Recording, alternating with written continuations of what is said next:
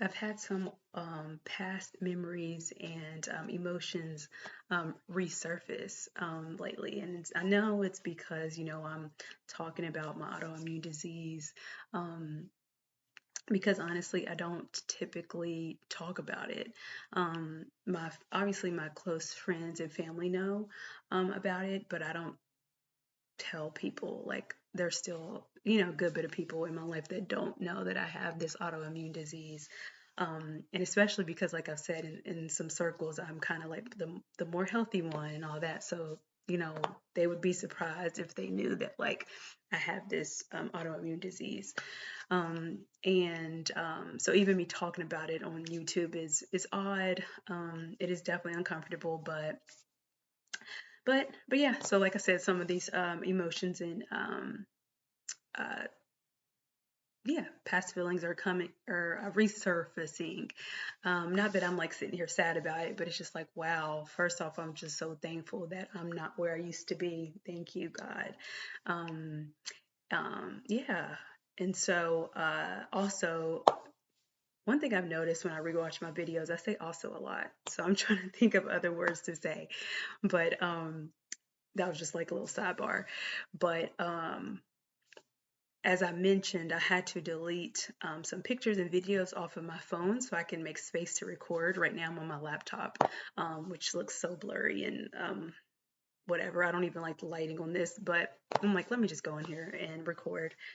But when I was deleting some pictures and like old videos and things like this, one of them that I saw that like sparked a memory is I, in general, always have very cold feet. And I know a lot of people that I know also have cold feet, but mine in particularly, especially my left leg, is like so cold. Um, and so like if you were to touch it, it's not like cold to touch, but it's like that internal nerve uh, that has just been damaged.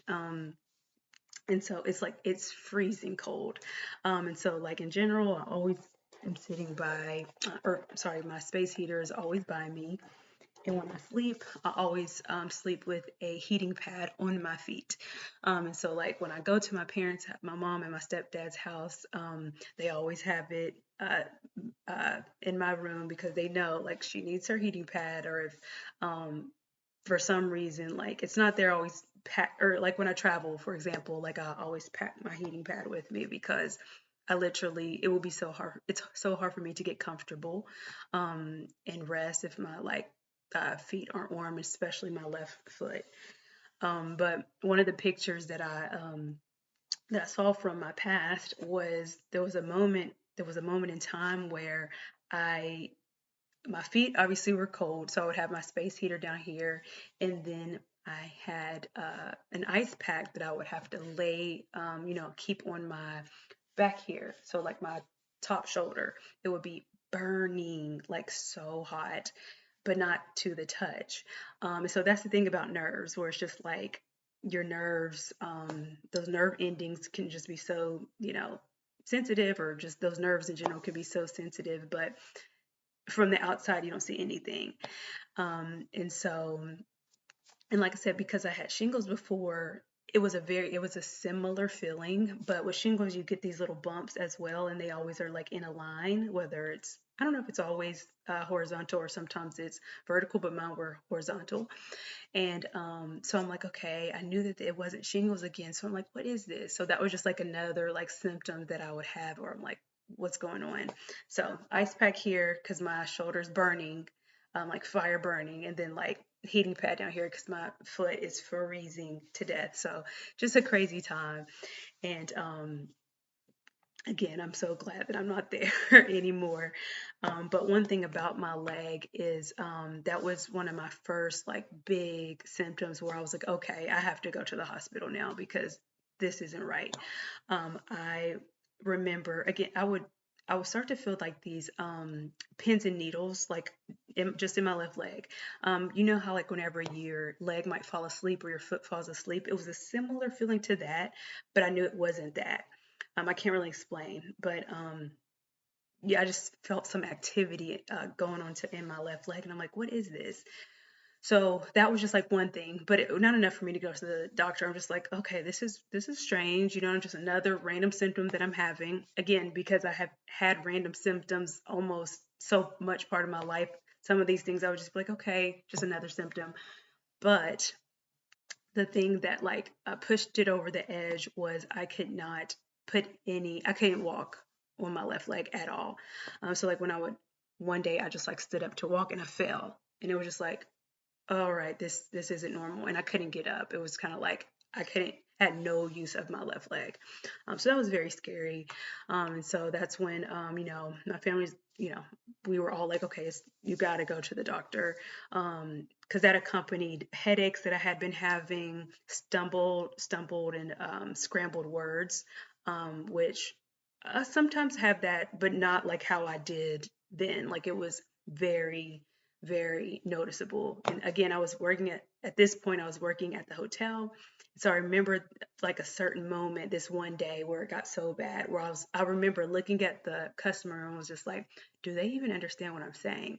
Like I'm like, am I just hearing this scrambling in my head, or are they also hearing this scrambling?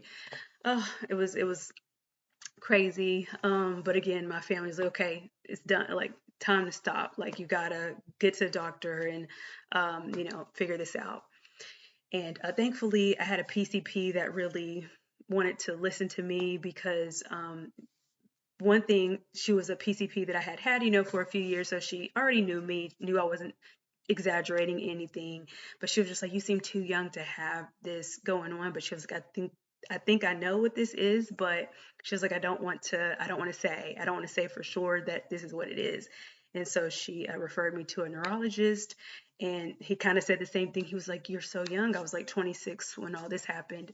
And he was just like, and I don't have any history in my family, or with this particular autoimmune disease. So it was kind of just like, it didn't make sense, but you have to have like three different tests, like confirming that you have this. So like obviously, I had those tests like MRIs. I still have to have MRIs.